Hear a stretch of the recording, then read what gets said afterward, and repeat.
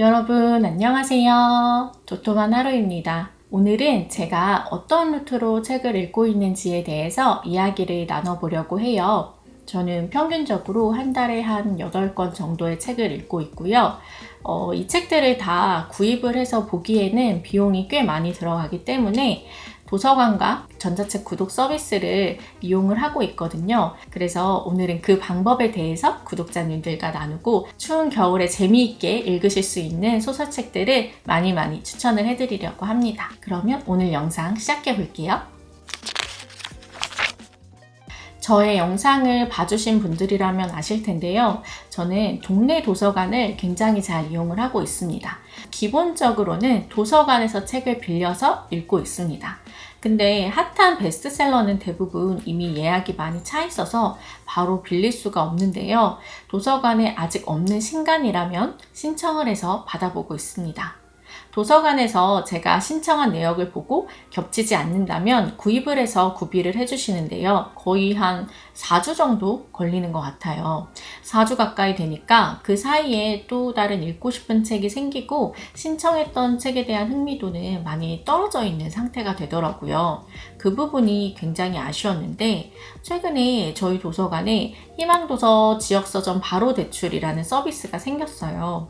이게 저희 지역만 있는 건 아니고 가능한 지역이 꽤 많은 것 같은데 도서관에 아직 구비되지 않은 책을 신청하면 동네 서점에서 바로 구입을 해주시고 저는 동네 서점으로 가서 바로 책을 받아서 읽을 수 있는 거거든요. 이 서비스를 통해서 받게 된 책이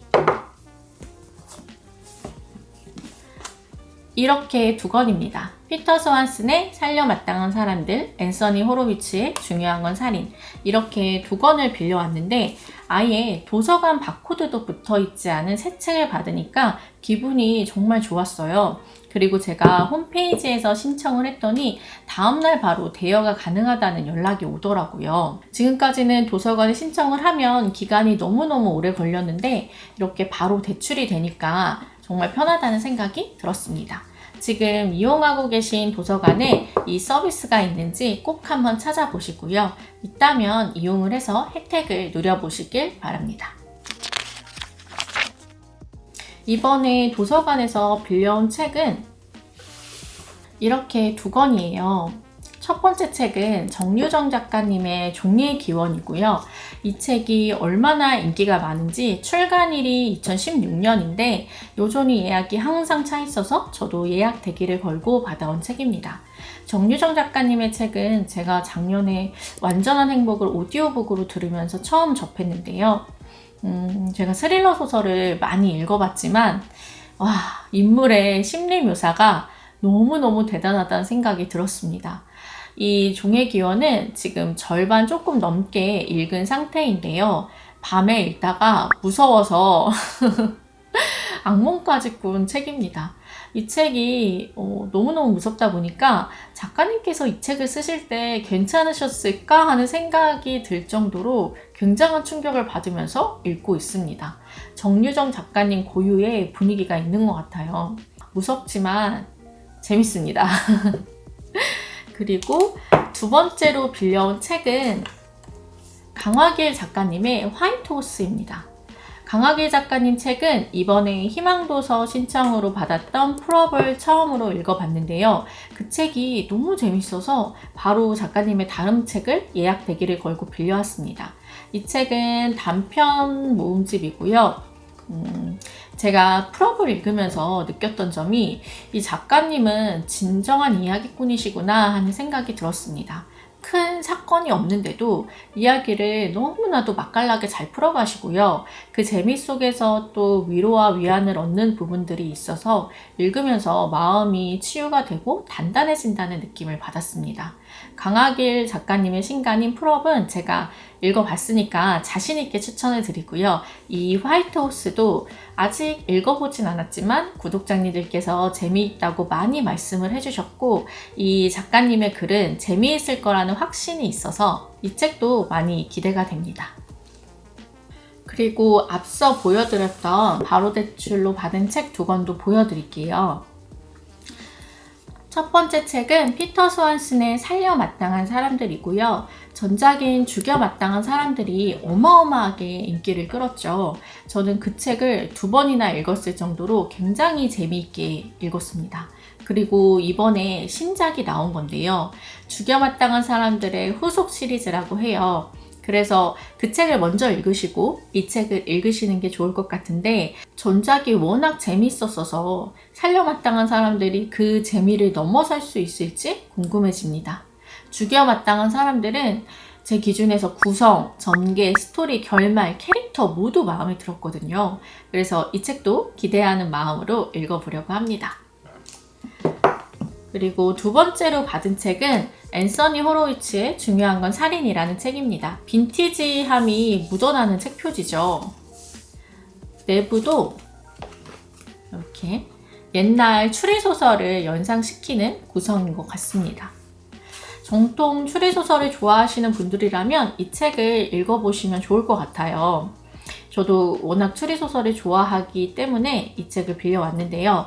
식상하지 않은 사건들이 들어있다고 하니까 읽으면서 또 신선한 추리소설의 매력에 빠질 수 있을 것 같아 기대가 많이 되는 책입니다. 이렇게 해서 도서관 책들에 대한 이야기를 들려드렸고요. 다음은 제가 병렬 독서를 하는 전자책에 대해서 말씀을 드릴게요. 저는 밀리의 서재를 이용하고 있는데요. 밀리의 서재 같은 경우는 보통 12월쯤에 1년권, 6개월권을 할인된 가격으로 팔고 있어요. 저는 올해도 그렇고 작년에도 그렇고 티몬에서 이 티켓을 사서 1년권을 저렴하게 이용하고 있습니다. 작년 12월 제가 구입한 기준으로는 1년권이 76,500원이었고요. 그렇게 되면 저는 한 달에 6,300원 정도를 내고 무제한으로 전자책과 오디오북 서비스를 이용하고 있는 거거든요.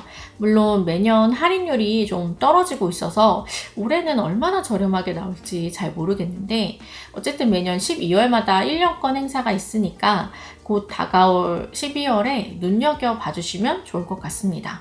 밀리의 서재 같은 경우는 베스트셀러도 굉장히 잘 들어오고요. 또 중요한 건 구비하는 속도인데, 최근에는 신간과 베스트셀러 업데이트 속도도 굉장히 빠르더라고요. 그래서 잘만 이용하면 독서에 드는 비용을 굉장히 많이 아낄 수 있습니다. 그러면 최근에 제가 밀리의 서재에서 읽었던 재미있는 책을 추천을 해드릴게요. 첫 번째 책은 델리아 오원스의 가제가 노래하는 곳입니다. 이제는 너무 유명해서 제가 말씀드리지 않아도 많은 분들이 읽어보셨을 것 같은데요. 저는 영화도 보고 책도 읽었는데 둘 다 정말 좋았습니다. 책이 꽤 분량이 많은데도 쉴 새 없이 페이지가 넘어가는 책이고요. 왜 재밌지? 라는 생각이 드는데 정말 재밌습니다. 몰입도가 굉장히 강하고요. 그려지는 배경도 정말 아름답고 주인공의 캐릭터의 힘이 굉장히 강합니다. 그래서 꼭 읽어보셨으면 좋겠어요. 밀리의 서재에서 소설을 베스트 순으로 이렇게 보시면 진짜 재밌는 책이 많이 있거든요. 다 추천을 드리고 싶지만 또 가을에는 스토너를 읽어보셔야 하지 않을까 싶습니다. 존 윌리엄스 작가의 책이고요. 스토너는 소설이지만 한 인간의 삶을 들여다봄으로써 나 자신에게 수많은 질문을 던지게 해주는 책이라는 생각이 들어요. 말씀을 드리는데 이 책을 또 다시 읽어보고 싶어질 만큼 좋은 책입니다. 스토너를 아직 안 읽어보신 분들이 계시다면 이 책은 가을과 겨울에 넘어가는 이 시기에 읽으면 정말 좋은 책이기 때문에 한 해를 마무리하고 또 새로운 해를 기다리면서 읽어보시는 것도 좋을 것 같습니다. 그리고 진짜 재밌는 책이 많아요. 최진영 작가님의 단 한 사람 신간도 이미 올라와 있네요. 와, 이 책 진짜 꼭 읽어야겠다. 담아두고 그리고 제가 읽었던 책들 중에 히가시노 게이고 작가님 책은 다 재밌고요. 불편한 편의점, 또 정혜연 작가님의 유괴의 날, 홍학의 자리 다 재밌고요. 최준현 작가님의 구의 증명 너무너무 재밌었고, 그리고 이꼬닌 작가님의 당연하게도 나는 너를을 이전 영상에서 오디오북으로 듣고 너무 재밌다고 말씀을 드렸잖아요. 그래서 죽이고 싶은 아이 이 책도 저는 읽어보고 싶어서 담아놨거든요. 이 책도 읽어보시면 좋을 것 같고, 손설란 작가님의 천개의 파랑이라든지 또 김추혁 작가님의 우비소, 우리가 빛의 속도로 갈 수 없다면, 이런 책들은 진짜 이 두 작가님의 입문작으로 강추하는 책입니다. 어서오세요 휴난동 서점입니다도 재밌습니다. 책을 좋아하시는 분들은 읽으시면 공감이 많이 가실 것 같아요. 그리고 B.A. 페리스 책들은 정말 시간 순삭 책들이죠. 테라피스트도 재밌게 읽었던 기억이 납니다. 또 베르나르 베르베르의 꿀벌의 예우는 제가 오디오북으로 들었는데 그렇게까지 재밌지는 않은데 또 세계사를 좋아하시는 분들은 재밌게 들으실 수 있을 것 같다는 생각을 했어요. 조예은 작가님의 칵테일 러브 좀비도 재밌습니다. 피터 소한슨의 죽여 마땅한 사람들도 밀리에 올라와 있네요. 정하나 작가님의 친밀한 이방인도 참 재밌게 읽었고요. 그리고 김동식 작가님의 회색인간도 굉장히 독특하고 어떻게 이런 생각을 할 수 있지? 라는 면에서 되게 신선하게 재밌게 읽었던 것 같습니다. B.A. 페리스의 비하인드 도어는 제가 아직도 기억이 나요. 이 책을 읽으면서 고구마를 한 100개 먹는 기분으로 계속 읽었는데 결국 결말에서는 사이다가 빵 터지는 그 쾌감을 느꼈던 책입니다. 사라진 여자도 오디오북으로 들어보시면 되게 좋을 것 같아요. 이 책도 되게 재밌었습니다. 재밌는 책 너무 많고 요리코를 위해는 조금 재밌긴 했는데 좀 읽으면서 찝찝한 기분이 많이 들었던 것 같아요. 살인의 문, 히가시노 게이고 작가님 책들은 아예 언급을 하지 않을게요. 다 재밌습니다. 추리소설가의 살인사건 이것도 재밌고 다 재밌습니다. 아 근데 이번에 나온 블랙쇼맨과 환상의 여자는 좀 재미가 없었어요. 이 책은 조금 실망스러웠던 기억이 납니다. 저도 이렇게 보면서 안 읽은 책도 있고 찬욱게이 13.67? 이것도 되게 재밌었는데 찬욱게이는 막레인이랑 13.67 진짜 재밌습니다. 강추합니다. 네, 이렇게 해서 여기까지 추천을 해드릴게요. 마지막으로 그럼 어떤 책을 사느냐? 종이책 구입 기준은 어떤 건지 질문을 많이 해주셨는데요. 사실 모든 소비가 그렇지만 갖고 싶은 책이면 사는 것 같아요. 제가 꽤 오랜 시간 책을 읽어오면서 이 작가님의 글은 내가 정말 소장하고 싶다. 그런 작가님들이 꽤 많이 생겼거든요.